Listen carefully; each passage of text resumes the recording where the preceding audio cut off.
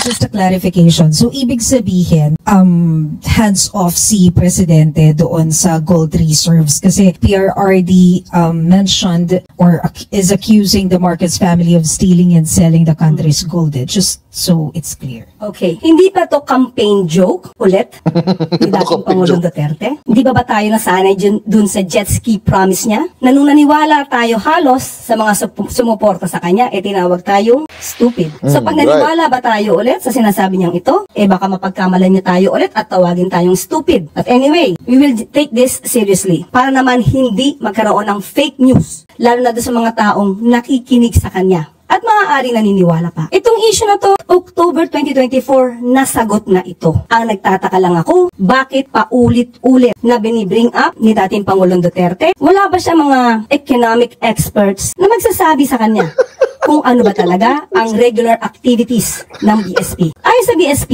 ang pagbebenta ng gold is just a regular activity. Correct. Nagawa nga ni Digong eh. How? Why? To pump up the economy. It's a regular activity. Ginawa nga ni Digong, di ba? 47 tons ang binenta niya. So bakit ngayon unusual? Kung magsalita si Digong, parang ngayon unusual. Ang weird eh. Kung patikusin niya, dami-dami. Wait, paano ba natin gamitin paano gayahin si Digong? Ang daming binentang ginto.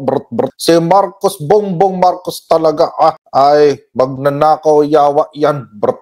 Nakaw ng ginto.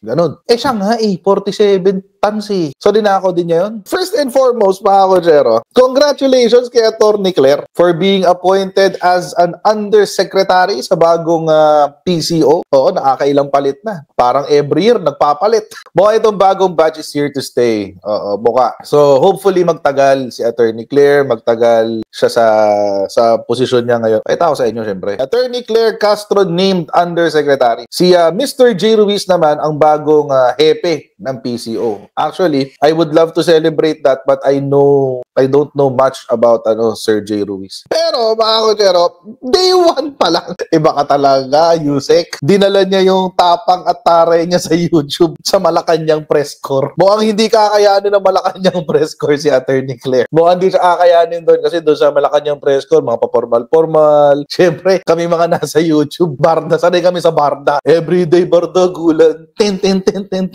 May question nga doon, sabi, ganito na po ba i-expect namin from the office of the PCO? Sabi ni Atty. Claire. Hindi, personality ko lang ito. Sabi ni J. Ruiz, in his first ever interview as PCO Secretary, Ruiz vowed to fight disinformation and disseminate to the public the projects of the Marcos administration. Actually, ito yung kulang sa dating PCO. Yung unang-unang iteration ng PCO, yung kay Atty. Trixie, mabilis lang yun eh. So, halos di natin nadama. So, tanggalin na natin yan, wala tayong opinion doon. Ito nga, pagdating ni Cheloy, yun ang worst version ng PCO. Really. Yun ang pinaka-worst version niya dahil tahimik sa lahat ng bagay. Ang dami ng binato, ang dami ng accusations, ang dami ng sinabi na fake news ng mga DDMs, etc. etc. Siya wala, tahimik lang siya. Kalmado siya. Parang walang nangyayari. So, ngayon mga Kochero, this is good. Actually, magandang unahin nila to kasi ang daming ginagawa ng Marcos administration, hindi nako-communicate ng maayos, hindi nalalaman ng taong bayan. Kaya ngayon ang iniisip ng mga Dutertards, hindi, mas magaling si Duterte kasi ang dami yung nagagawa. Alam niyo kung bakit? Kasi si Martin Andanar, in fairness to him, he's a good communicator. Lahat ng proyekto ng gobyerno, isinalpak na sa lahat o nakapo sa lahat. Hindi pa doon, bumuo siya ng vlogger group para lahat ng impormasyon doon kumakalat. Ang gusto natin malaman ng tao na ang gobyerno ay para sa tao.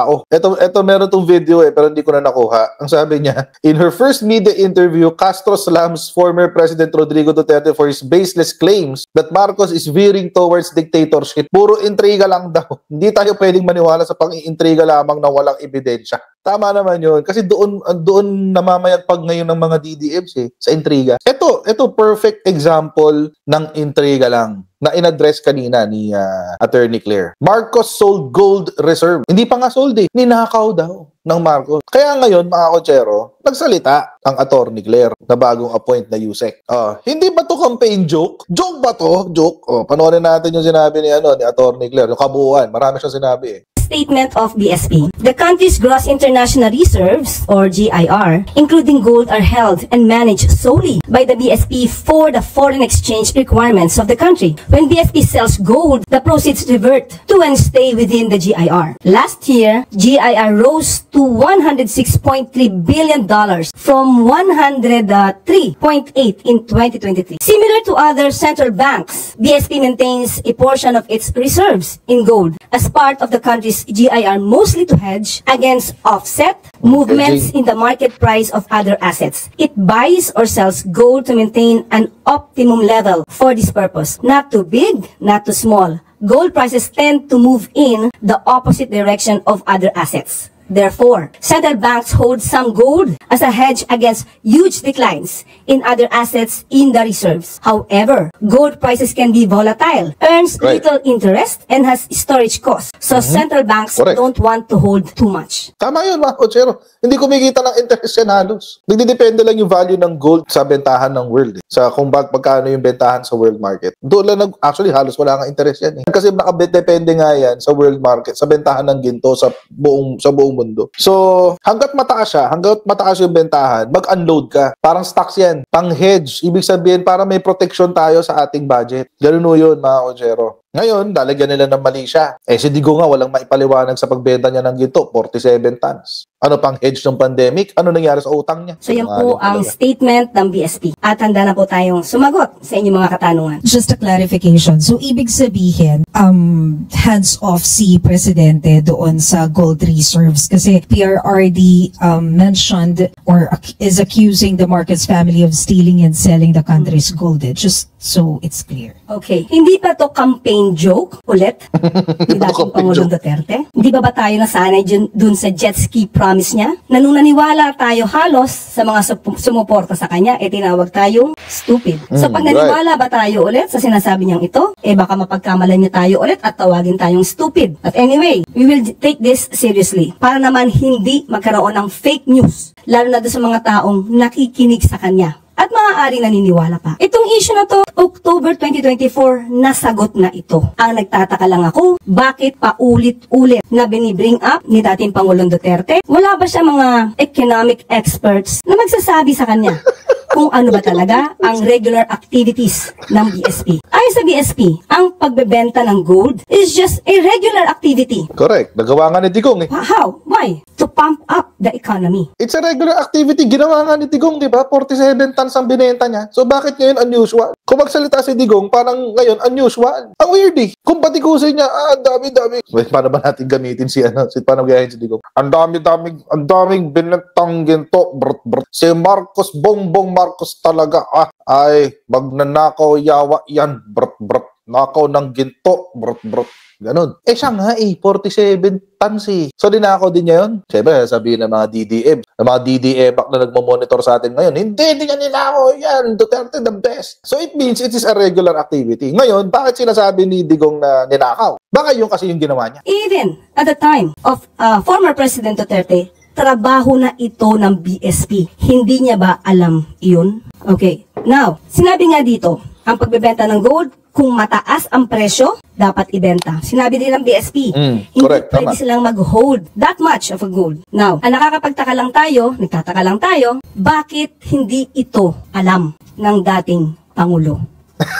Siguro bago siya magbigay ng klaseng intriga. Mapapansin nyo sa kanya mga statements, hindi naman detailed. Anong proof niya? Again, as a lawyer. Yun. He is a lawyer. He became a fiscal. Alam niya kung paano magkuha ng ebidensya to get the truth. Bakit sa kanya? Parang wala siyang ebidensya. Laging paintriga. All we want here is evidence.